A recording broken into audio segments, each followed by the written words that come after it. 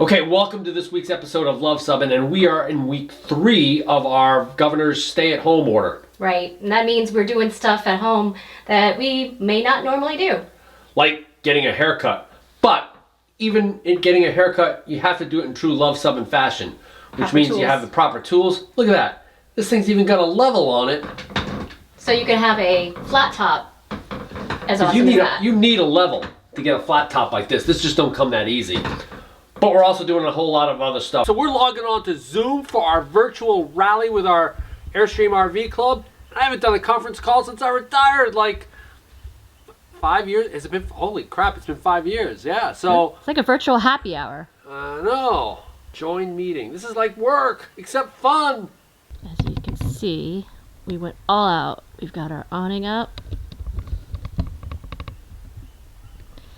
We got our mat down. We got our chairs out. Hi, Rich. Hello. Maybe something that looks kind of like a Rubik's Cube.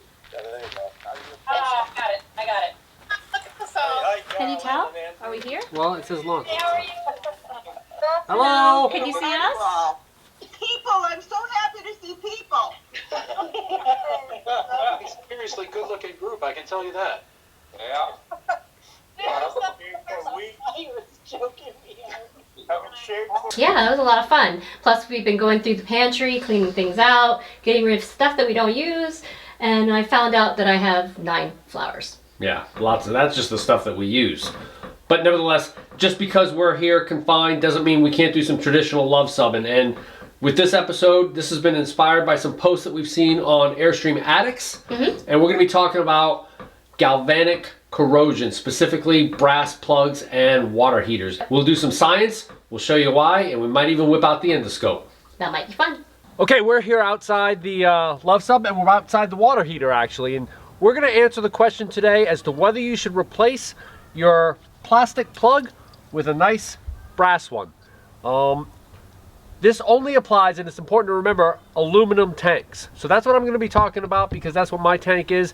If you've got a steel tank or something else, you'll want to consider other avenues because those are when the anode rods come into place. But this is for an aluminum tank. So let's go ahead and take a look at it.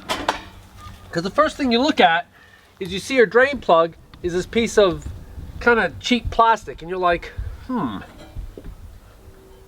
know what a cool improvement would be to take this cheap plastic drain plug and install a nice brass one with this little petcock here so that you don't even have to remove the plug to drain your tank. And that might be a nice little improvement.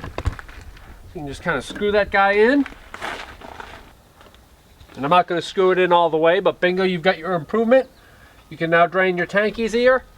But I'm going to show you why this is a bad idea. We're going to go up to the lab and we're going to make that happen. And I'll do a demonstration. But make sure you stay to the end of this video because what we're going to do is for the first time ever, I'm going to take my endoscope and we're going to scope the tank. And we're going to look inside the tank and see what an 18-year-old water tank looks like. All right, let's head up to the lab and let's do some science.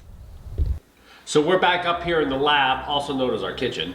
And we're going to be talking about why that putting a brass plug into your aluminum water tank heater is not a good idea. And the forces that are acting on that are the same forces that act when they create the electrochemical reaction of a battery. And if you were to open a battery, and don't do that, I'm a highly skilled professional in the battery, and if any of my former colleagues are watching this, you do not need to leave a comment down below about my level of professionalism on opening batteries. But if you were to open this, you would see that there would just be 2 dissimilar metals. One metal that loves to give up electrons, and the other metal that loves to accept electrons. And in this battery, it's zinc giving up the electrons and manganese dioxide taking those electrons in. In the case of the water heater, your aluminum is a material that loves to give up electrons. The brass is something that loves to accept electrons. How do you know this? And excellent clip. My camera person has got a great lead in. And there's something called a galvanic table. And you guys have heard me mention before, and there'll be a link below about my Thomas Glover pocket guide. And this thing is awesome. And yes, you can get it onto the internet. But in Luv Subbin terms, we're always worried about not having internet capability. So on page 128, the Galvanic series of metals. And you can see that aluminum is listed as a very active metal and brass is somewhere in the middle. So you have all these metals that are listed right up there from the real noble metals like gold and platinum on down to like zinc and magnesium. And the more separation you have between these metals in this particular table, the worse the corrosion is going to be. And you can see aluminum is pretty far down below and brass is kind of up in the middle here. So the corrosion is caused by the electric current, is that? Yep, so as the electrons are flowing from one material to the other, the reaction is causing one to corrode. And that, in this case, is the aluminum. Anyway, that's how you can tell that. So if the two metals are really close together, the corrosion is not going to be that bad. But in this case, aluminum and brass are pretty far apart. So let's go ahead and take a look and demonstrate that. We've got our aluminum, which will represent the water tank, and we've got our brass plug. All right, so let's go ahead and take a reading here. What do we got? 0.002. Yeah, so not a whole lot, right? No. And that's because we've separated these two out. Let's go ahead and add an electrolyte that'll allow the ions to flow and everything, electrons to flow. So what are we reading now? Substantial difference. 0.37, 0.39, 0.35, somewhere in there. Right, so now when you add the electrolyte, now the electrons can flow. And this is in salt water, but even in the water in your water tank, you'll have a number of ions in there that will allow that electrochemical reaction to take place. So over time it would corrode the aluminum. So let's go ahead and just double check this. We're going to take the plastic plug, put that in there. And what are we getting? 0.0001, almost nothing. So almost nothing. Do that again. You're way up there. 0.56, 0.55. I mean, you're doing something. So there you have it. Galvanic corrosion, and the reason why you don't want to put a brass plug in your aluminum water tank. So now let's go ahead and go back downstairs. Let's whip out that endoscope and let's see what our tank looks like.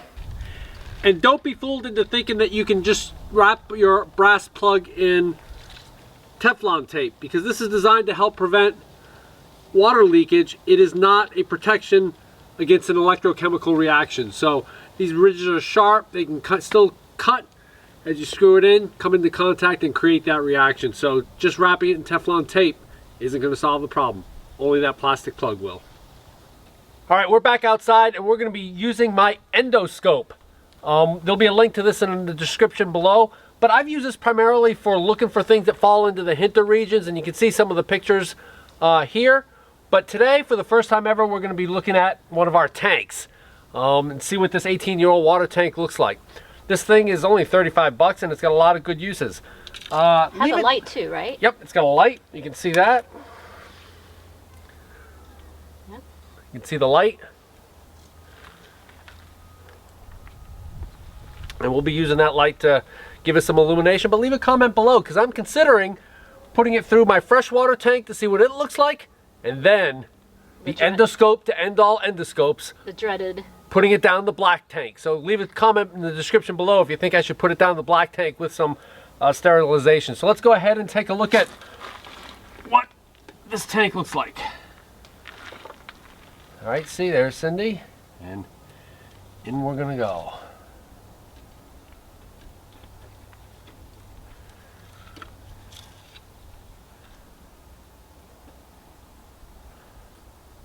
Does it have to focus?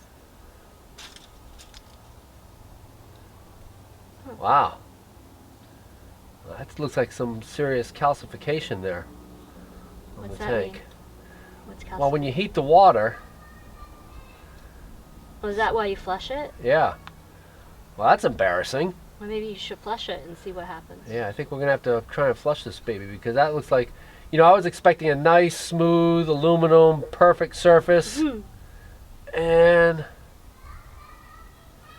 doesn't look like we're quite getting that now, does it? Looks like there's now, of course, that's not due to galvanic corrosion. We've learned that, but that's probably just due to some deposits from the heavy water or something.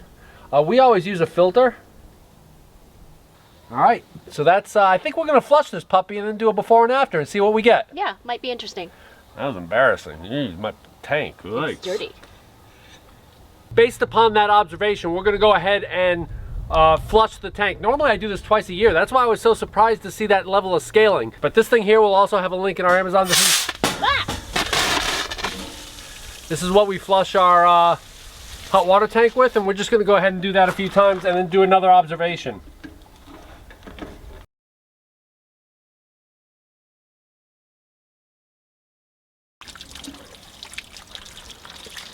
Is that generally how much you flush it out with? Yeah, about that. Let that drain. All right, we're gonna let that drain. Make sure there's no water in there. And then we're gonna rescope, see what if it looks any different. I doubt it, but we'll see. Couldn't hurt to check. Hey, this is real RVing right here. Things aren't always perfect. Yep. All right, let's take another look after we flushed her out. See if it did anything. I wonder if this thing's waterproof. I don't know, we'll find out.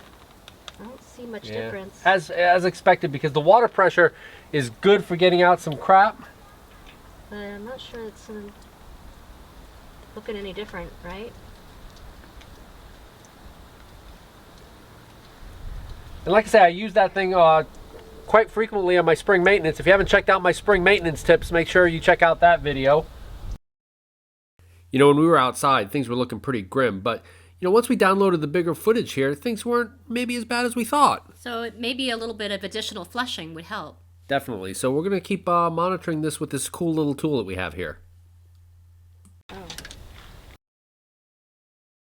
We hope you enjoyed this most recent episode of Luv Subbin, and if you take nothing else from this video during these times of quarantine, make science fun. Right. Go out, search the internet, get a cool tool. Like this one, and you can have a flat top as nice as that. Or an endoscope. Leave a comment below if you want me to send this thing down the black tank at some point in time. Ew. But if you like this video, Give us a big thumbs up. click the subscribe if you haven't already done so. And comment below. We love to hear from you. We come out with Airstream and RV related videos every Tuesday like this one. Yep. Next week, we'll see what next week holds. Well, you never know. We'll come up with something. You guys have a great time. Thanks for watching.